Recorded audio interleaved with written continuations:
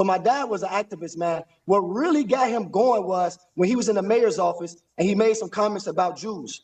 And he got fired. He didn't apologize. First, the mayor wanted him to apologize, and he refused. Then he got fired from the mayor's office. And so that kind of sparked that, okay, I'm never going to work for white men again.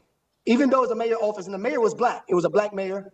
We had Harold Washington at first, and he died in office. And so a guy named Mayor Eugene Sawyer, which was a lawyer, took his place. And my dad was his aide. So he would like write his speeches, do his research and stuff like that in the mayor's office. He worked at City Hall. And so when he made those comments, you know, the Jews put a lot of pressure on the mayor.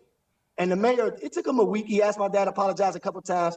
My dad said no. Chicago was a home for a lot of stuff. Farrakhan's around, Jesse Jackson's around, different people around. You know, Obama even at that time was grassroots. This is early in that process, but my dad said no. He wasn't going to apologize. And so they end up firing him at the end of the week.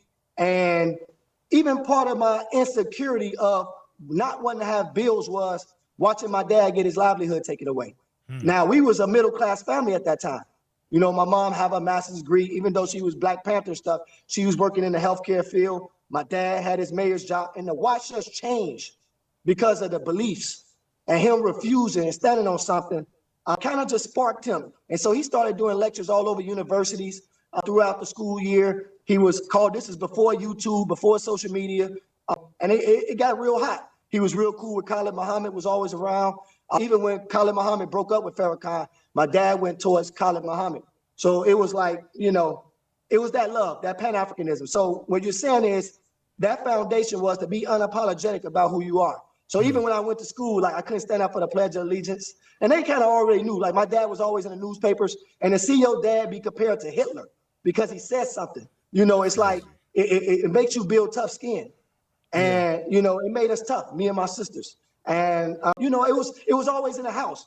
The house education was much better than the school education, you know, and I was always equipped. And so no matter where I was at and what I was doing, it was about the self-love in it. Nobody couldn't tell me anything different. It was, I think that when you have that confidence and that love into your people, it kind of like that was what was instilled from my parents, you know. And so I'm grateful for that. I lived through them.